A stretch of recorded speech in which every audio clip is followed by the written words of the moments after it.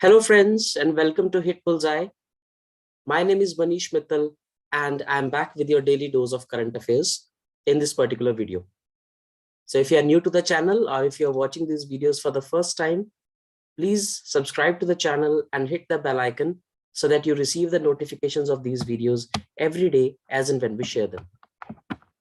In this video also, we shall be taking up the 5 most important issues of today, and we shall be discussing them in brief. So let us see which all issues are in news today. First, a new book has been launched by renowned author Ruskin Bond. So we will see what is the name of the book and what is the subject matter of the book. Secondly, in international relations, the first ever India Central Asia Virtual Summit has happened. So Central Asia has 5 important countries with which India has now started to engage. And it is unfortunate that on Republic Day function in New Delhi, these leaders could not visit. Earlier, they were supposed to be the chief guests at the India's Republic Day parade, but due to COVID-19, the plans were cancelled. But now the virtual summit has taken place, and we will see which all countries are the members and what are the stakes that are involved. Second, in the third news, world's largest canal lock has been unveiled in Netherlands. We will see what is a canal lock. Next, in e-governance, the digital Sansad App has been launched. So a new app has been launched by the Lok Sabha Secretariat. And finally, India now has a new chief economic advisor in the form of Anantha Nageshwaran. A very important designation. We will see who Mr. Nageshwaran is and what significance does this designation carry.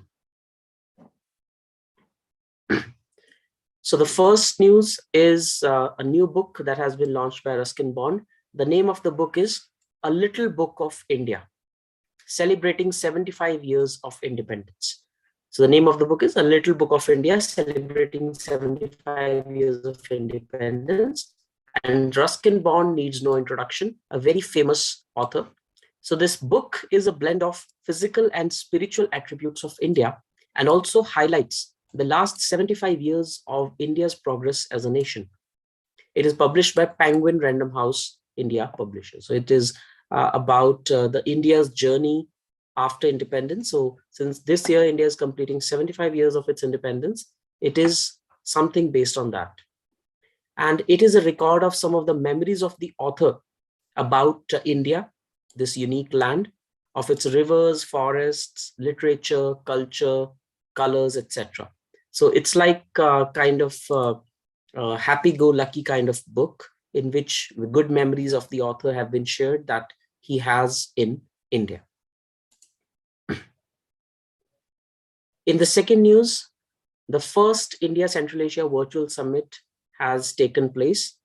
And when we say Central Asia, what we are referring to is 5 collective countries. And these countries are Kazakhstan, Kyrgyzstan, Tajikistan, Turkmenistan, and Uzbekistan. So all these countries are in a region that is collectively referred to as Central Asia. And these countries are collectively called Central Asian Republics.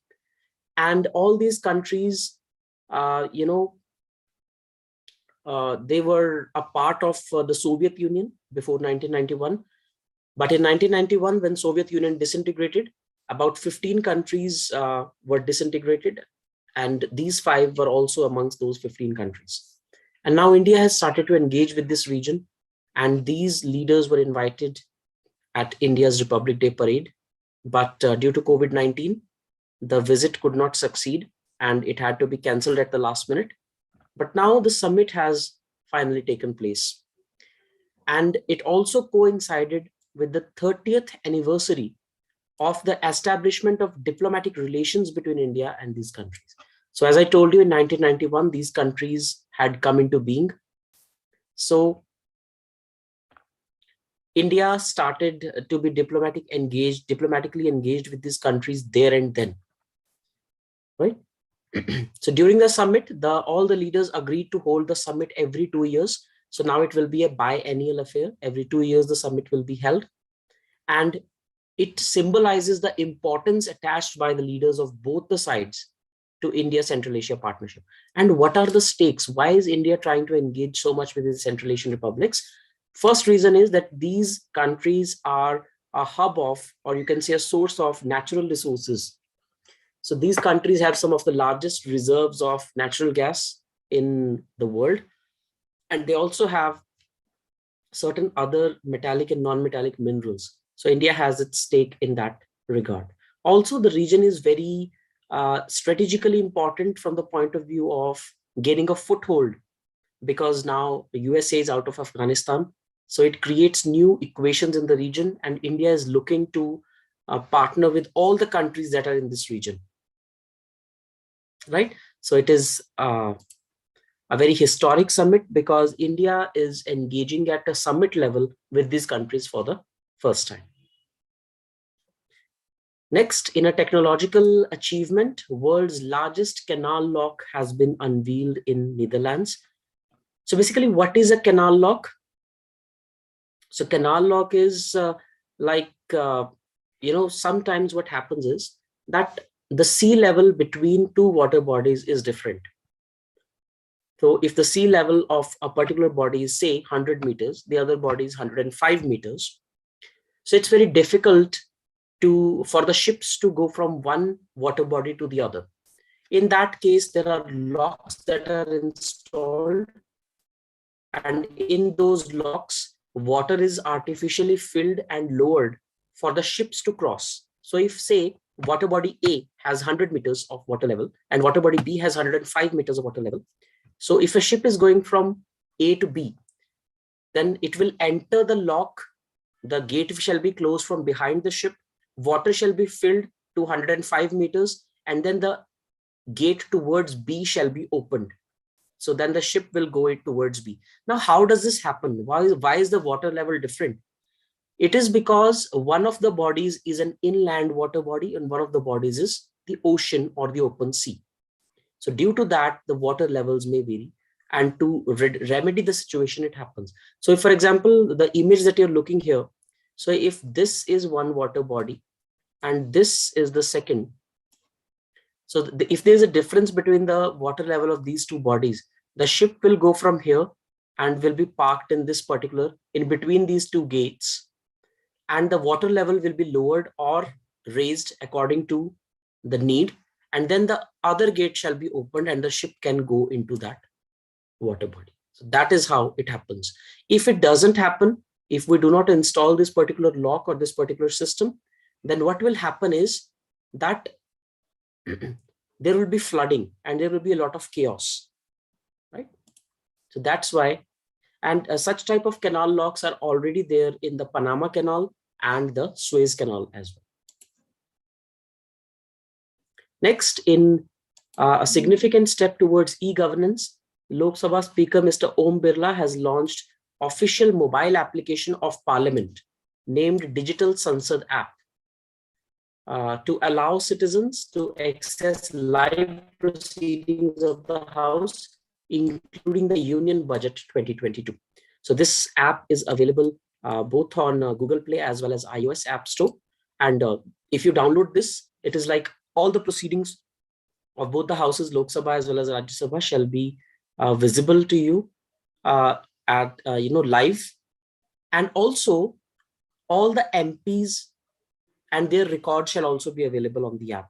Like if you want to see that what is your your MP of your area doing in the Lok Sabha, how many questions has he or she asked, how many the attendance of that MP in the House, everything shall be made clear. So it's a very good step towards providing information as well as towards e-governance. So the people shall be aware what their representatives are actually doing in the House. And finally, Mr. Anantha Nageshwaran has been appointed as a new Chief Economic Advisor to the Government of India. So Mr. Nageshwaran has occupied this position at a crucial juncture because just after 2 days, the Union Budget is about to be announced and Indian economy is going through some rough patches in the aftermath of COVID-19.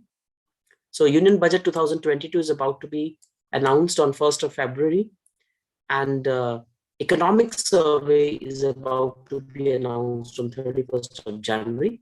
And this post has been lying vacant for the last 1.5 months when Mr. K.V. Subramanian left the office. So Mr. K. Subramanian was the former chief economic advisor to the government and now taken over by Mr. Nageshwaran. So if we talk about Mr. Nageshwaran, he is a noted writer, author, teacher, and economic consultant.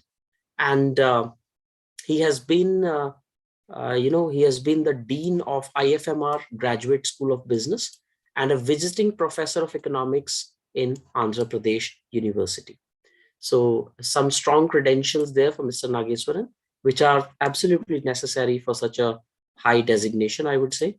So it remains to be seen how Mr. Nageshwaran steers the economy out of the blues that it is in, right?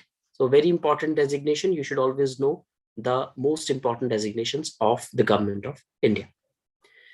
So that is it for this particular session. We're trying to keep the sessions short and crisp deliberately so that only the factual and most important facts are conveyed to you, so that those lengthy sessions of current GK do not bore you, so that it is to the point, crisp and sharp, so that you are encouraged to watch these 10-12-minute videos.